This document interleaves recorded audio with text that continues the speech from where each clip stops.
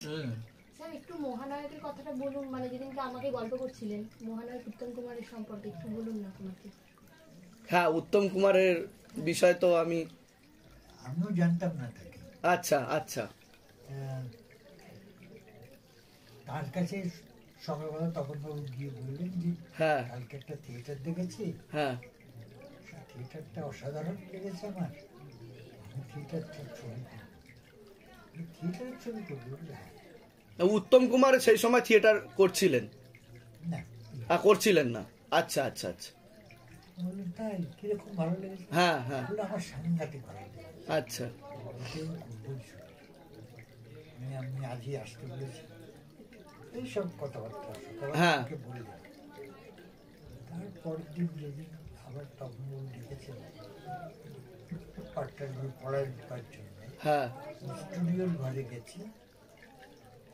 স্টুডিওর একটা বড় ঘর ছিল, সেখানে আমরা অনেকে বসে আছি, 15-16 জন বসে আছি। আচ্ছা। যারা সব অভিনয় করবে। হ্যাঁ হ্যাঁ। এমন সব টক টক টক টক করে আওয়াজ হচ্ছে। তারপরে ওরা দরজাটা খুলে দিলেন, উত্তম কুমার দাঁড়িয়ে আছেন। আরে বাবা। বাইরে। আচ্ছা।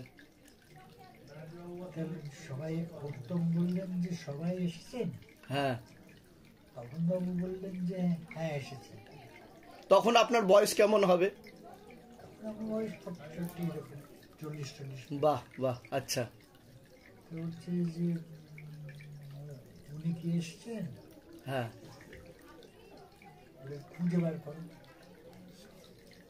হ্যাঁ। তোমার দরজা দিয়ে ভেতরে ঢোকেন। হ্যাঁ। দরজার বাইরে দাঁড়িয়ে আবার মুখ খুলে আমি পেয়েছি। বলছি উত্তম তোমার কি চোখ কিরকম বললে? উত্তম কিছু করলেন, আসলেন, এগিয়ে এলেন, আমার হাতটা ধরলেন, চলে গেলেন। বাহ। আনফর্চুনেটলি হ্যাঁ উনি তো করতে পারলেন না ছবিটা, মূল করার কথা ছিল। কোন ছবির কথা বলছেন এটা আপনি? এটা কি বেরিয়েছে ছবিটা? এই তো। হ্যাঁ, কোন? বাঞ্ছারামের বাগান, যেটা। আচ্ছা, সেটাই করলো দীপঙ্কর করলো। হ্যাঁ হ্যাঁ। তার একটা আলাদা ছোট্ট গল্প আছে। হ্যাঁ হ্যাঁ হ্যাঁ। সেই গল্পটা হচ্ছে উত্তম বাবু করতে পারলেন না। হ্যাঁ, সেটা। আর এখন কি আপনি কোনো ফিল্ম বা কোনো কিছু করছেন বা সেরকম?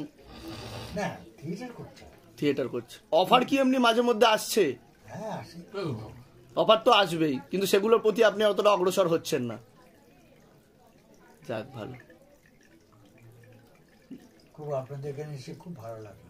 ভালো থাকবেন, সুস্থ থাকবেন। আর আপনার থেকে আরো সমৃদ্ধ হতে চাই, সেটা থিয়েটার জগৎ হোক আর সিনেমা চলচ্চিত্র জগতই হোক না কেন।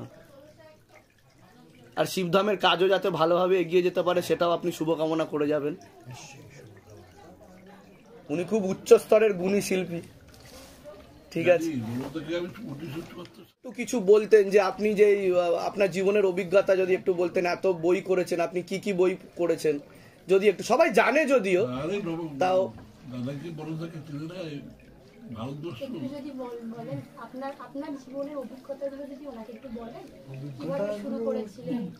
এমন কিছু বিস্ময়কর নয়, যা স্বাভাবিক অভিজ্ঞতা দেখে। কিন্তু আপনার অভিনয় দেখে তো মানুষ মানে প্রায় অন্তত মানুষ মানে আমার সংস্পর্শে যারা যারা আছেন, এবং বিশেষ করে আমি তো খুব অবাকই হয়েছি। আপনার থেকে অনেক কিছু শিখেছি এবং সামনের দিনে এগিয়ে চলার প্রেরণা পর্যন্ত পেয়েছি। আর আপনি এই বয়সে, বিশেষ করে এই বয়সে যেভাবে এখনো থিয়েটারের সাথে আমি যতদূর জানি আপনি যুক্ত আছেন, কাজ করছেন, এটা বিশাল বড় ব্যাপার।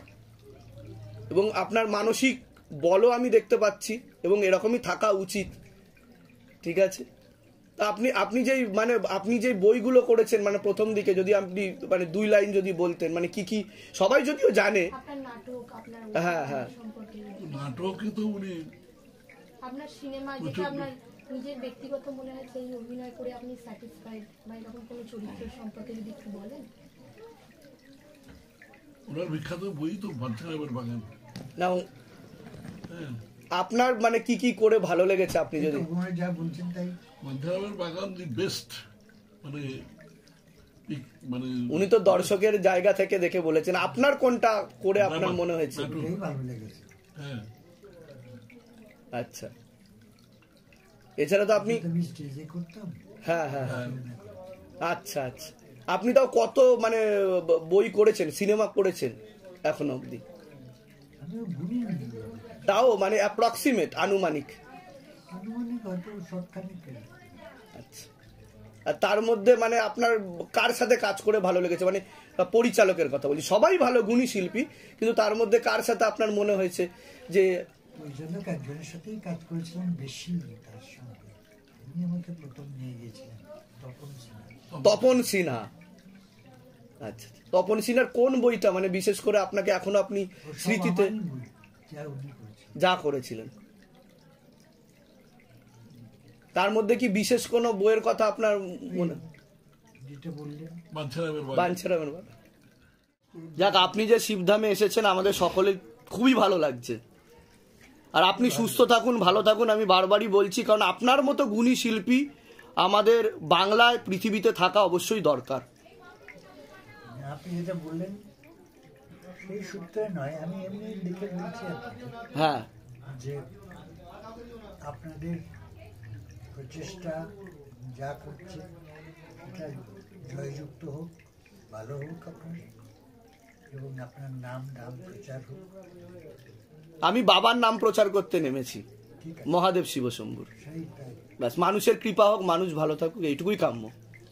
ঠিক আছে, ভালো থাকুন। হ্যাঁ, আপনি কিছু বলতে চান? আপনাকে বলছি।